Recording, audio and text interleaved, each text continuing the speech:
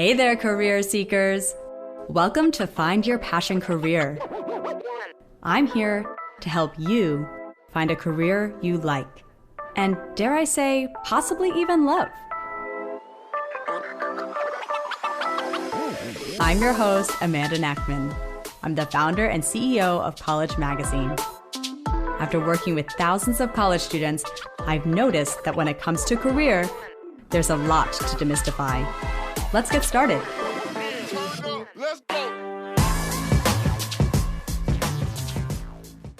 This episode is brought to you by Meetup.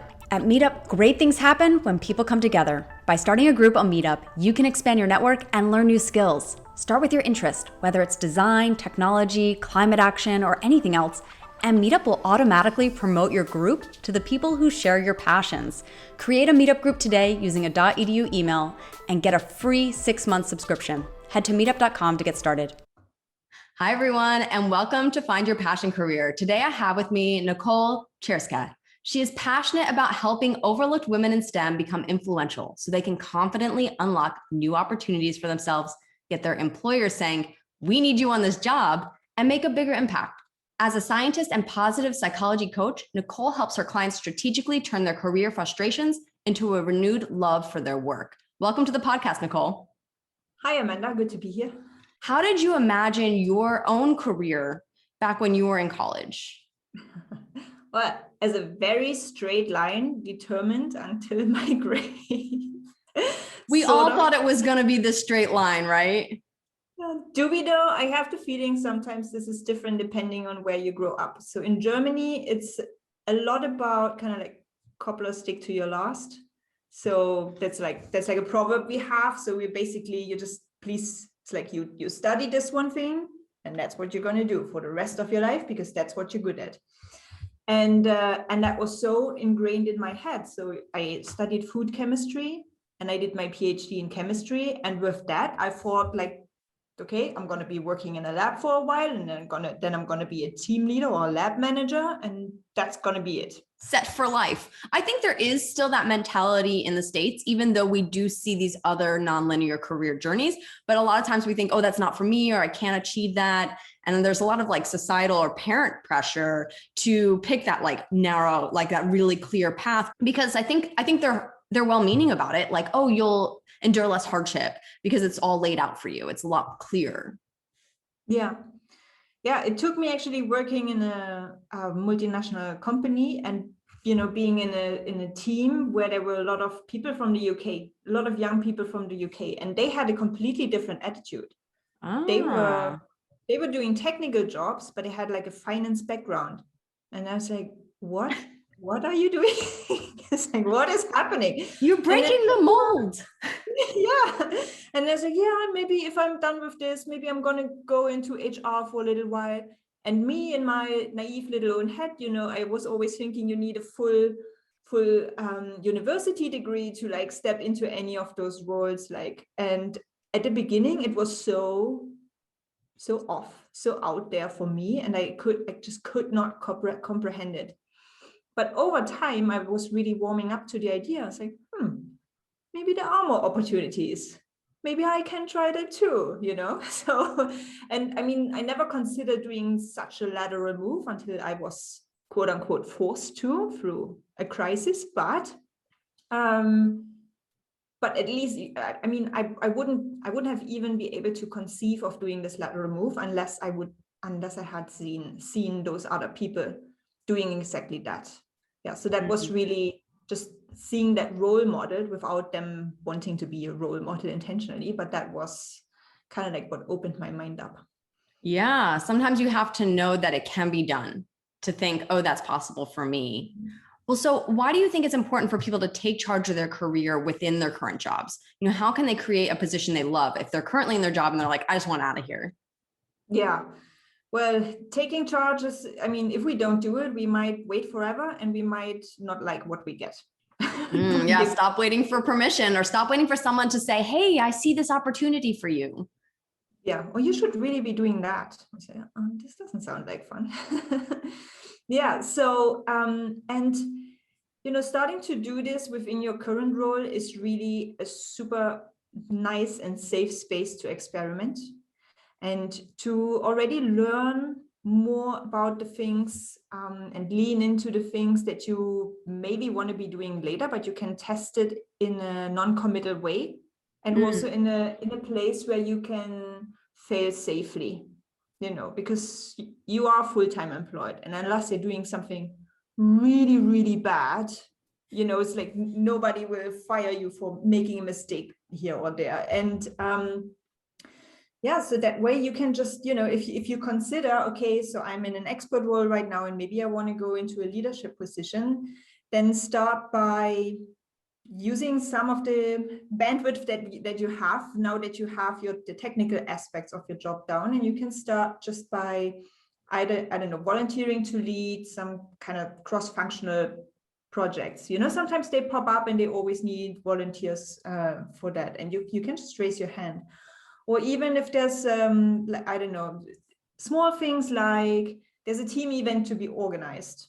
Things that you know, you can just raise your hand and just like test yourself out as a leader. And well, for one, you will notice if you really like it and enjoy it. Because every time you try to get a sense of from reading about a job or from talking to people who have the job, there's always secondhand reality. And so tapping into this and getting those real life experiences is much more valuable. So, you know, okay, is this something for me? Plus, when the time comes and you do want to apply for that next role, you can already demonstrate that you have practiced and honed these types of skills. Yeah. So it's sometimes, you know, we may think, oh, I need to leave this opportunity in order to gain these other experiences, but you can be building up your qualified within an organization. And in these small ways, you know, a lot of times in my book, I talk about getting your foot in the door through volunteering. And so, you know, you don't usually think about, oh, volunteering at my own organization, but you bring up a great point. There are always going to be projects that need somebody to say, hey, I'm going to take the lead. I'm going to be the main accountability person on this, or like, you can count on me to make sure everything gets done for this event. And what a great way to add something new to your resume. I think sometimes we also think like, oh, our resume is just like this one job. And it's like, oh, the description of the job, but it's like, it's what you make of that job and what you put into that description. We always tell our students at College Magazine, like when they take on something big or a new project, like, hey, add that point to your resume. Like, oh, that article went viral. Make sure you put in those stats as a bullet point. Like, that's a great point to show that you understand how an article gets press and how you can get it to go viral, how you achieved that readership. So yeah, those are skills. Yeah. And this is, again, this is real life experience. And, you know, back when I was at uni and studying, I thought like the best knowledge is in the books, in the textbooks and in the research articles. Now, 10 years into my corporate career, I must say there's nothing more. I mean, the textbooks are great. And it's really good that people write it down and summarize it and so on. But testing things out and, you know, learning by doing through a project that you run for 1 or 3 years. So you get so much more valuable learning because you don't just, you know what might happen, but you also know what it feels like to go through that, because that is something you can never, you know, you can like quite logically, of course, you can say, okay, then this phase happens, then this phase happens, and so on. And I just have that in my own corporate career where I'm doing change management for a big business transformation project, you know, and I did the courses and I read the books about change management. It's so logical. It's okay, yes, people react like that, people react like that, but it's a completely different thing. People react like that, but then you really feel like change management people are like, change. Is that right? Depends on the people, actually. Some of them are actually like, okay, bring it on. Bring it. Yeah, that's me actually. Yeah, but then for you to go through that and know how that feels and what it is like day in and day out to be with the teams basically, and to still have to do the work and be clueless sometimes because, you know, there's not a handbook for everything. And so you learn a whole lot of other things more. And I have no idea where this train of thought started off, but it made sense to me. Don't even worry about it. Well, talk to me about, so you've had a varied career, you know, talk to me a little bit about what qualified means to you. Were there moments in your career where you felt unqualified? Did you face career rejection, had to persevere through that? What does that mean to you? Yeah. Okay, if I want to put it into a very, very simplified equation, maybe, then for me, qualified equals playbook plus potential. So, and what I mean by this is that the playbook is like the 101, the basics of how do you do this job that you're about to do. And so someone for me with a background in chemistry, you can put me into a controlling role, but I won't have the first clue about like what is what. I don't know the financial terms. I don't know. I have a hard time understanding what a profit and loss model is. I would be just completely lost. Does this mean I can never succeed there and I can't learn these things? No, it definitely doesn't mean that. And that's the whole potential element, So it's like, what is the promise that you bring? It's like your aptitude and how quickly can you learn and how well do you work with others and to what level can you self-start and all of these kind of things. But depending on the role you're hiring for, the ratio between the two, or the importance of each of the two is different. So if I'm hiring for an expert role, then I want to put more emphasis on people who know the playbook. So on people who really can do the job. If I have an SAP problem, then I better hire someone who is already an SAP expert, compared to the more you advance in your career, or if you have a more generalist role, then the promise is even more important. How quickly can you build the relationships with the people? How quickly can you grasp the most essential things that you need to know about this field to then start leading and making an impact? So for me, it's really qualified for a role. It's really, again, context is king here. So what role are we talking about? Yeah, there's a sliding scale. I think you described it beautifully. Were there moments in your career where you felt unqualified? Yes. So when I started in change management, it was basically a 180-degree career change. And that's frightening. Oh, yes. That's like, and I kid you not, it was probably for the first 1.5 years. It's okay. I'm guessing my way through this. Yeah. I mean, everyone listening, I want you to hear that. It's okay to guess your way for 1.5 years. Like that's reality. Most of us are guessing our way. I mean, when I was going to write a book, I'm guessing, right? I read a book on writing a book, but I'm doing it for the first time. When I write the second book, I'm not guessing as much. And I mean, it's not that, obviously I started to learn about the things and so on. And it's not that I didn't provide any value, but it's just, you just can't Google experience, it's just a fact. And that's why some things you just have to experience you just have to do it in order to know what you have to do or what you're going to do differently next time. But were you able to see the ways in which your skills from previous opportunities were transferable? Like they built and contributed to what you were doing next? I guess it's both a skill and a strength that I bring from science. And it was so, in terms of being methodical and being analyzing and being able to zoom in and out and to assess situations holistically and then, go back deep in and say, okay, here's, the small thing that we're going to change and so on. So I guess that is something that I was trained for very well as a scientist. Also to go grab knowledge from other places. So yeah, being resourceful. Yeah, that's a big skill that I think people underestimate, especially for students or young professionals. Like if you have moments where you're resourceful in another opportunity, you can show how that's going to transfer over. That transfers over to everything. Yeah, absolutely. And then it's just about, and I guess the attitude of considering things like being an experiment, like not the one thing that counts for the rest of your life and it needs to be good, but it's really like, okay, let's test and learn and adjust as we go. So the methods that you used previously, you were able to then apply to this new role. What sparked you to start into action coaching?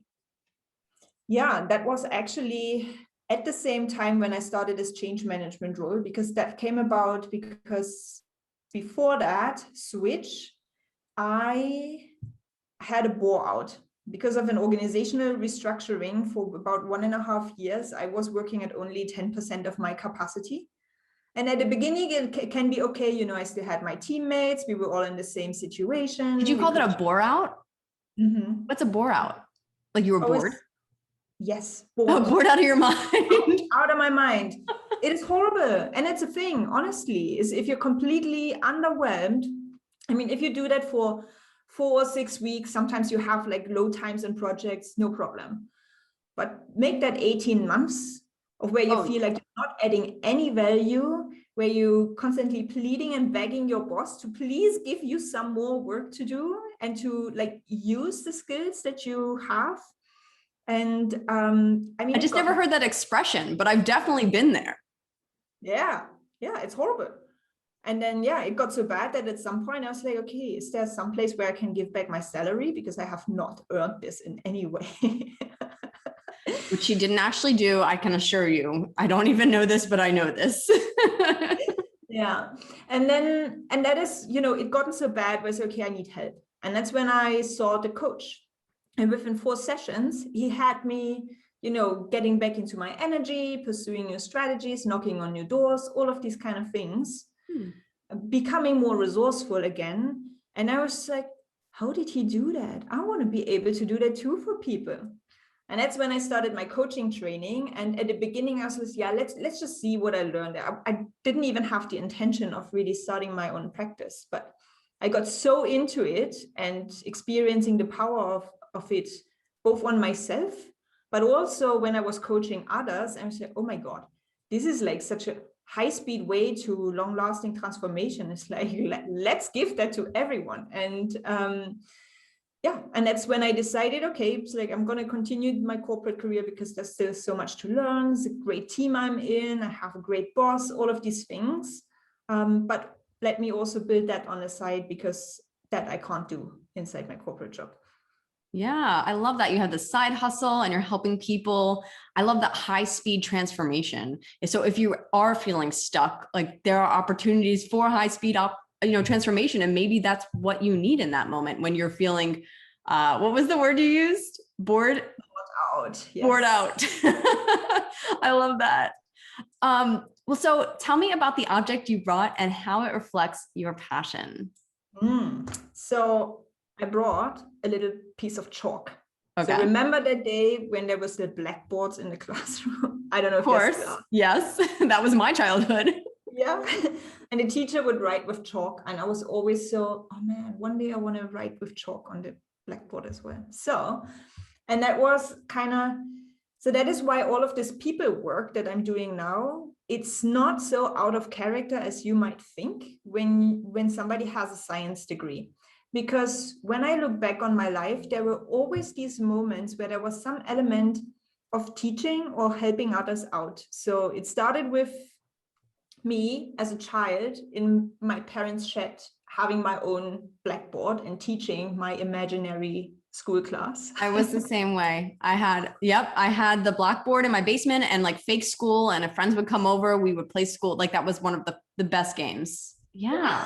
And there's so much you can look to your childhood, to those little spark, like those little like inklings of like, this is what I care about. And it follows and it, continues with you.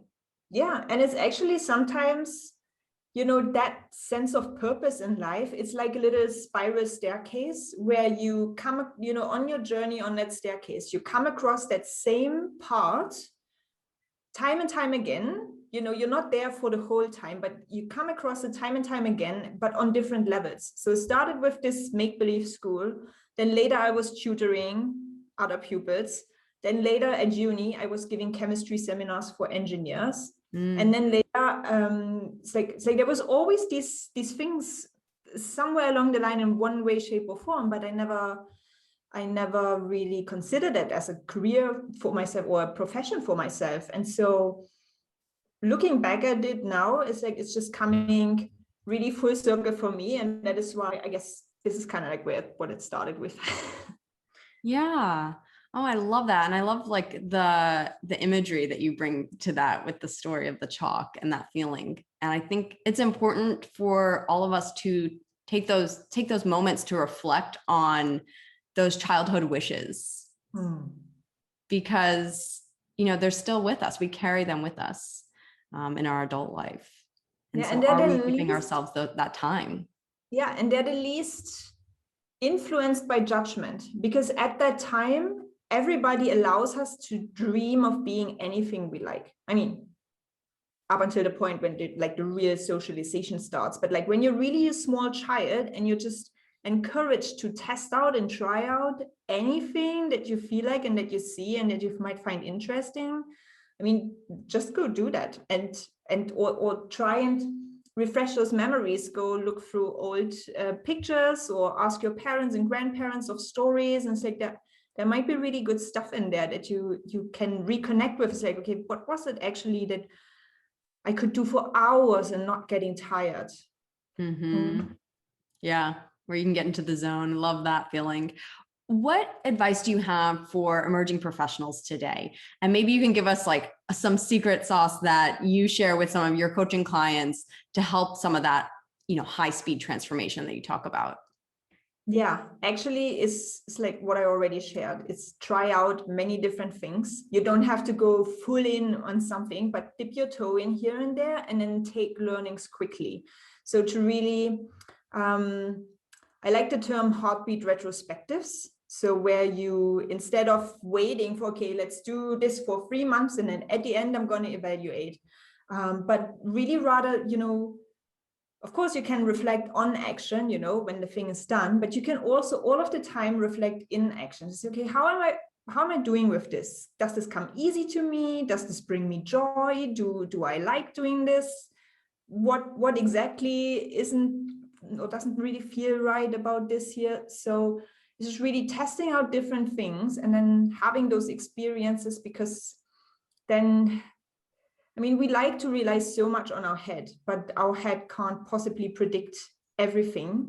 And allowing us to be in that experience is starting to sound a little bit woo, but actually I rely a lot on my gut right now. It's like, and there's so much wisdom in there. So that is one thing. And the other thing is to, I'm still trying to get good at it, to not sweat it if things aren't going as quickly. It is never too late. And even if you find out like 2 or 3 years in to a certain job that you took or whatever, so this is really not for me. I mean, you can start over. You can start over plenty. And it does not mean that that one day of what you just did was wasted.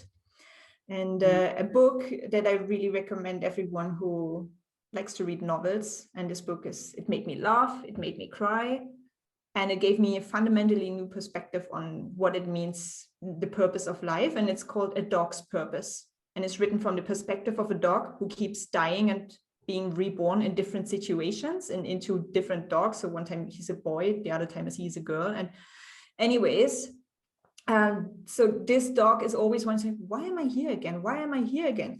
And then in every next life, you see how he relies on what he learned in the previous one. So you were talking about transferable skill earlier, and that is really like always see that everything is good for something. You just have to make use of it in whatever comes next.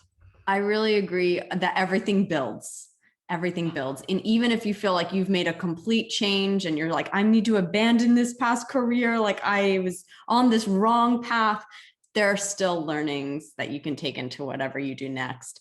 But I love your advice to, in those moments, to say to yourself, what am I feeling right now? What am I loving about this? And what's not sitting right? And assessing those moments, reflecting instead of just the doing, taking those moments to reflect and seeing what's the right fit for you.